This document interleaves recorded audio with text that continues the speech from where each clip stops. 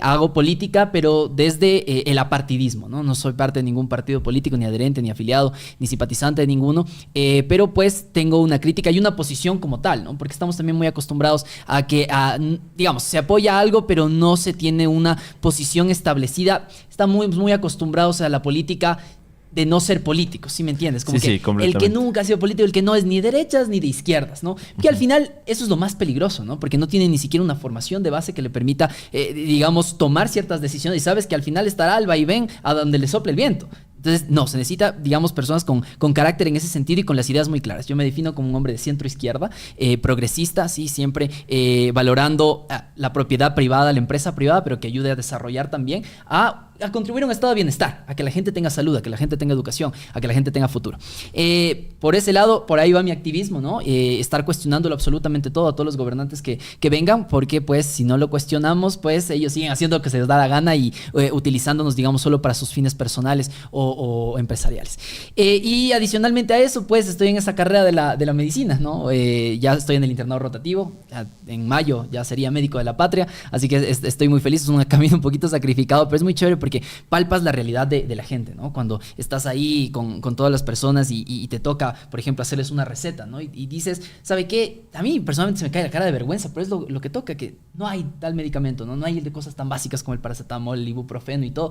Y qué vergüenza que da, chuta, que vienen con un montón, le damos un papelito ahí largote para todas las cosas que tiene que comprar y lo único que podemos darle es un medicamento que por ahí hay el último que se tiene. Entonces, aún se le cae la cara de vergüenza en ese sentido y claro, digamos, yo he tenido las oportunidades de ir, digamos, a otro país a estudiar y todo eso, pero yo he decidido quedarme acá desde el inicio en que escogí mi carrera porque quería palpar primero esa realidad, ¿no? ¿Qué es lo que pasa en nuestro país para poder contribuir? Entonces, por ahí puede estar también activista el tema justo que ustedes ya hablaron de la medicina, que me gusta mucho el atender pacientes y entender sus problemáticas. Y también le podemos sumar que al final soy un joven universitario apasionado de la educación, sobre todo esa educación pública, gratuita y de calidad, que creo que es lo básico, ¿no? Para poder ir hacia el futuro. Me encantó. Probablemente es una de las presentaciones más completas que hemos tenido. Por cierto, le agregaste... Con más condumio también. Con más condumio. Con condumio, sí, con condumio. Sí. Presiento que va a ser una gran plática. Es fácil conversar contigo, hermano. Ahora, no solo eres todo eso, sino también entiendo que ahora estás en el gremio, por así decirlo. Tienes un podcast, ¿no? Sí, también. Se llama ¿Disencio es? El Disenso. El Disenso, ¿no? Y por ahí estás atrás de los candidatos los candidatos a la presidencia del Ecuador.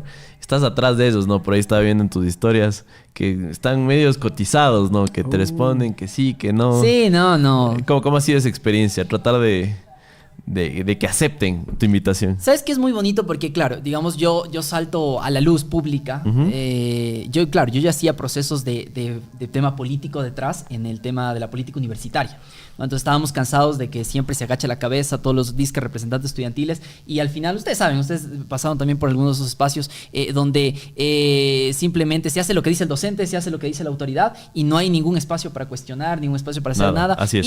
Y los representantes estudiantiles que están para defender los derechos de la gente terminan lamiendo las botas de esas mismas autoridades, ¿no? En lugar de plantarse duro como es un gremio, a protestar, a quejarse. De nada me sirve que hagan sus proyectitos del San Valentín, de la fiestita, que también los hacíamos y nos fue muy bien.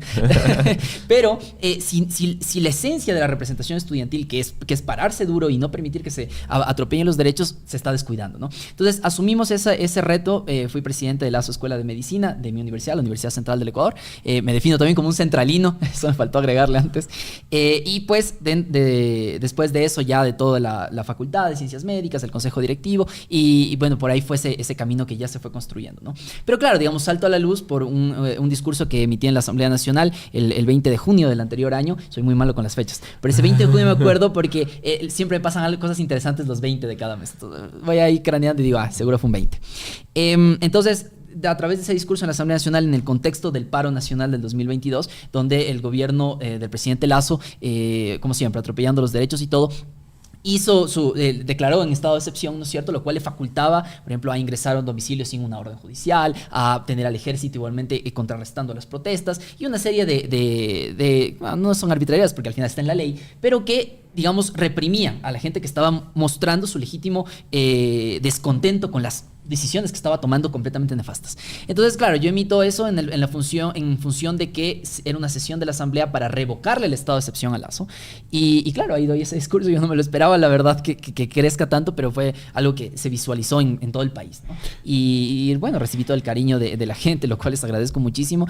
Y claro, yo comencé a hacer contenido. Yo ya hacía contenido antes de eso, antes del discurso y todo, pero era como que más de chiste, de medicina y ta. Yo inicié así.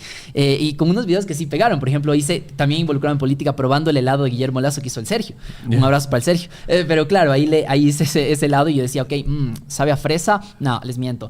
Corrupción, masacres en las cárceles, registros civiles y materiales, y así va probando cada sabor. Y pegó full. Se hizo súper viral, fue uno de los primeros videos virales. Entonces, pero claro. Creí que fuiste el que botó el helado a la basura. No.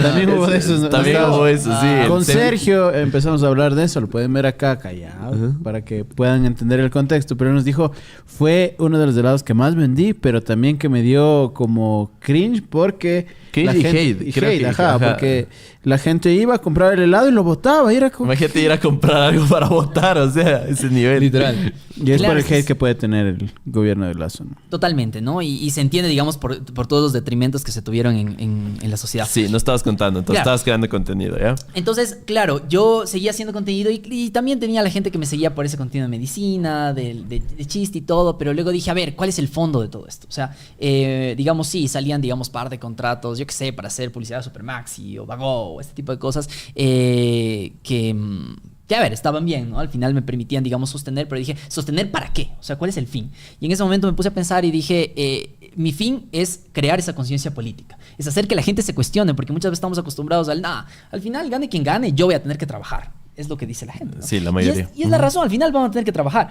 Pero ¿bajo qué condiciones van a tener que trabajar? ¿Bajo condiciones de migración? Seguramente. Es que ¿cómo se puede vivir normalmente, tener un trabajo, poner un emprendimiento si te están vacunando? Tienes que ya pagarle la vacuna. Si luego se enferma tu hijo, le llevas a la salud pública, no tienen medicamentos, tienes que comprar un montón de cosas. Luego vas a la educación, la universidad, igual. Ya como no es pública, ni siquiera pueden entrar tus hijos, ya se eliminan todas las becas. O sea, estás jodido. ¿Qué condiciones hay para sobrevivir? Así es. Entonces, mi idea es eso. O sea, hacer que la gente se asunte, nos asuntemos todos y comencemos a cuestionar a quienes están. Entonces, claro, ahí dije, ok, tengo que hacer un podcast que no lo había visto mucho, como este tema también de cuestionar, pero también aprender a escuchar, ¿no? Porque muchas veces también ese mismo cuestionamiento que sí hay, digamos, en los espacios más de liderazgo de opinión político, es muy candente. Es muy fuerte la cosa, todo el mundo se odia y tú ves cómo la gente en los comentarios les mandan al carajo al único con cosas súper violentas que nada tienen que ver, incluso metiéndose con sus vidas personales y todo. Entonces la cosa está tan candente porque no estamos acostumbrados como sociedad a entendernos al estar en desacuerdo. O sea, el que esté en desacuerdo es mi enemigo. El que me critica es lo peor que puede haber. Ay, como me dolió mi ego, ¿no? Y estamos acostumbrados a que nos digan solo lo que queremos escuchar.